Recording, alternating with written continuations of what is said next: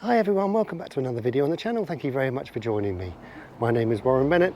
It's actually too hot for Trev. He's actually in the house because it's actually beautiful sunshine we've got. At last we've got sunshine and some warmth. So this one, as you can see, is I can cure your slice in 3 swings. Now, I don't want to be so naive to say, you know, if you've suffered from a really bad slice all your life, I can do that.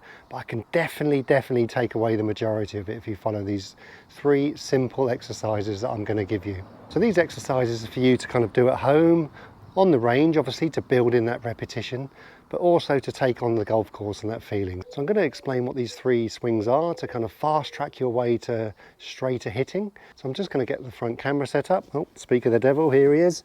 Oh, you are hot. And I'm going to tell you all about it. See you in a bit.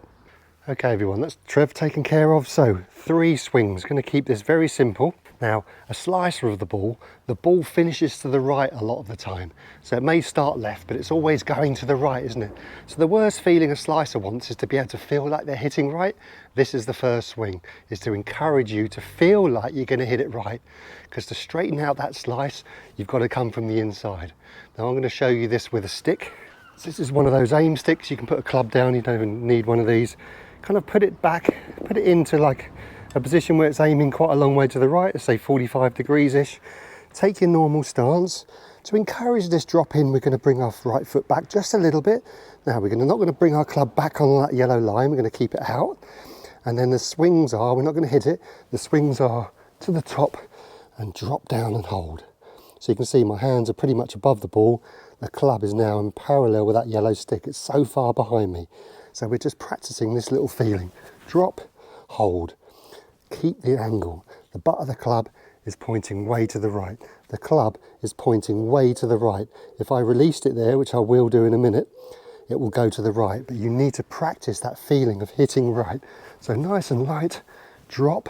You can see what's happening. The club is dropping behind me. Just get the club, however you get the club, parallel with that stick. If you're used to coming over the top, so if your club starts to get fishing, this is going to feel absolutely weird and you're going to feel like you're not standing on earth. But it's a great exercise to practice and practice. Don't look, keep looking down at the ball. There's your kind of, the reason why we pull our back foot back, it kind of gives you a bit of hip turn naturally, but it gives you a nice gap to drop these hands in. You can see my right elbow's in, club is back. Keep it as far back behind you as you can. The more you do that, the more you kind of delay and keep the club back behind you, the more the ball's going to start to the right and you can be able to draw it. Okay, so the next feeling is be able to release that angle. So let's break it down. So up, hold, and from here, tiny pumps, and we're going to release. I'm going to give you a release feeling in a minute to allow these hands to drop past you. Because if I can just explain, if you're over the top, you're going to have to cut across it to get that club back to the ball, and 9 times out of 10 you're going to have to hold on. You can see there, it's exaggerated, but my right hand is under my left. I can't release it. Over time you're going to have to hold on, and there's your power and distance loss. So from here, this is now the opposite. So from here, I want you to do these little swings. Drop down, and then from here I want you just to release your hands. Keep your head nice and still, and just release your hands.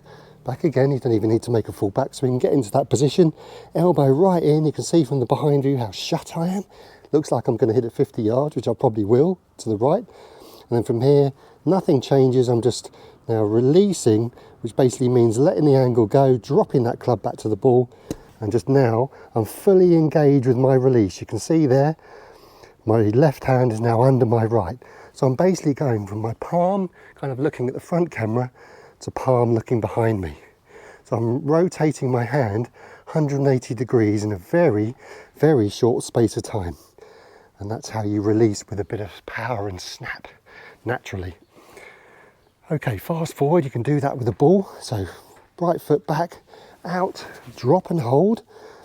Hands above the ball pretty much. You can do it back here, but the more delay you have, the easier it is, or the harder it is to release, but the better result you get. So from here, if I released it now, remember it's not a distance exercise, you're just practicing, just clipping and letting that club just release. So you can see the flight scope is just popping it out to the right there, lovely. Not a distance exercise, it's only gone 60, 70 yards that.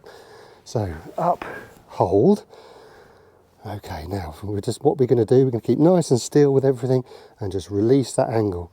Kind of feeling like that club's hitting the ball really from the inside, so it should go like 20, 30, 40 yards to the right, which it is there. Beautiful, you can see there, just a little 50-yard clip. It's not a distance exercise, I'm just now training my hand to now go from open, square really, but let's say it's open, palm forward to palm back. You're just rolling your hands. And I'm going to tell you a trap that a lot of golfers fall into. You can see how far right that's going. When you lay a speed on that, you won't hit it that far right. A lot of golfers who fall into the trap of releasing it, when they go from here, they try and release it with their body. So they'll go like this. So they hit the top of the ball too much. What you've got to do is train your body and train your arms and hands to release only. So without a ball, you're just releasing. Oh, sun's gone away. It's nice and cool now, which is nice. Training our hand to release. You can see I'm not even really moving my legs yet. Release, full release. You can see that my left hand is now under. It's rolled. I've rolled my hand over. And you can just do that little exercise. Keep it back. Roll.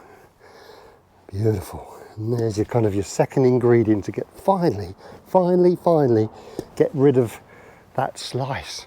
And it has to be quite extreme feeling, because when you stand there and do a normal swing, you're going to throw some old in it. So this is extreme. There's absolutely no question about it. That is extreme inside. Obviously it's going to be too much. But from here, if I release it, the ball is going to start right. And that's now the secret. You've now got consistency of where the ball is starting. The ball is not starting left and you're now not cutting across it. You are now putting some speed, natural speed on that face. Okay, and now the third one, and after the third one we're going to blend it up a little bit. The third one is now we're going to stay nice and passive with our eye line. What you don't want to do from here, there's a lot of people lift up too quickly, but remember, it's not their fault. If they're over the top and they're trying to get this club back to the ball, they have to back away. So you're feeling like you're lifting up, but you have to, otherwise you're going to shank it probably. So now you can have the ability, but now you can stay nice and passive with your head. You can see that I haven't looked yet. After about that position, obviously it gets pulled up, and obviously this is extreme again, remember. But I'm here to change the narrative, here to change your golf swing, because it's not easy to cure that slice, because the instinct is to stand further left, isn't it, and cut across even more, just trying to get the ball back into the centre of the fairway. That's wrong. Reverse it. Have the courage to go out there and go, right, to reverse this, I've got to kind of feel like I'm shut. Got to feel like I'm starting this ball down the right, and then release it. Stay nice and shut.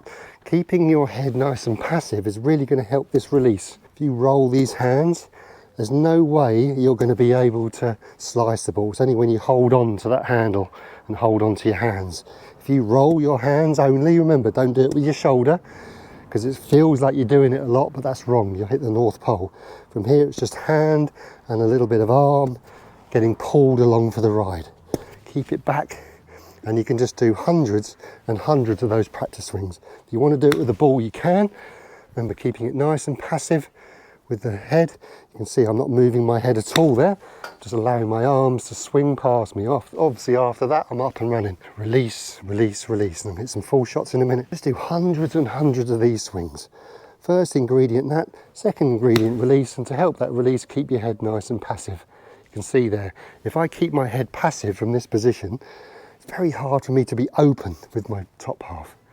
And that's a lot of problems again, isn't it? So keeping your head nice and passive allows your chest to be passive, which then helps that release. So remember, to cure that release, that club has to be rolling from what looks open, if you look down, because the club's now pointing out to the right, and it has to roll. So you're now putting that right to left spin on it. That's the only way now to cure that slice, which is the opposite. Is the club outside and cutting across, and it's adding loft on. We're doing the opposite. We're bringing that club in and rolling nice and smooth. And you can see there, the only body part that's going to create that club roll is my hands. You can see what my hands are doing there. They've got this little open to roll feeling here. I'm right-handed, so I'm doing it with my right hand mainly. If you're left-handed, you can feel it with your roll of your left hand. It doesn't matter. But everything stays nice and passive. You can see my head there, nice and gentle. And obviously that's not your golf swing, but you just got to kind of speed that up a little bit and make it a little bit longer. You've really got to feel like those hands are rolling. But one trap, like I've said, to fall into is a lot of people do that release and they try and do it with their shoulder. What you've got to do it with your hands only. And arms, obviously. But the arms and your shoulders are going to get pulled for the ride. Okay, let's just blend that up now. Now you're going to see if I layer some speed on that, I'm going to still feel like I'm going to swing through this position and release it nice and passive. You're going to see I'm not going to be able to start it as right as that. So right foot back. Okay, blend the first, blend the second, and head nice and still. So you can see if I layer speed, the centrifugal force throws that club out. And that's good news and bad news, because you can't do it enough. You really can't do it enough. The more you try and pull this club on the inside, the more the club's going to get thrown out. And that's a good thing, because you don't want to stand there and hit it miles right. And that's a good thing too, isn't it? Because you don't have to fear. If you try and feel that, and reel is kind of somewhere in between, that's a good thing. I'm really trying to feel this position, release, head nice and still. Nice bit of draw, hopefully, with the hands rolling over. There we go. And I'm a natural fader of the ball, by the way, so release is difficult for me. I'm quite passive in my hands normally. Remember, you have to have something to release. If you haven't got anything to release, you're not going to be able to. You're going to hold on to it and muscle it with other parts of the body. Remember, the first ingredient is really practice this kind of butt of the club still pointing out to the right. Club still behind me. It won't happen in reality if you slow it down, obviously, because there's no force involved. Out to the right, release. You can do those little breakdown swings in the net. And you can see there, just that little clip there, how much it now starts right. Because there's no speed to throw it out. So you can exaggerate it a little bit when you do your practice swings. Don't fear that position, everyone. Then from here, you can really start activating those hands and bringing that snap into it. There's your extra distance. Okay, let's go for it.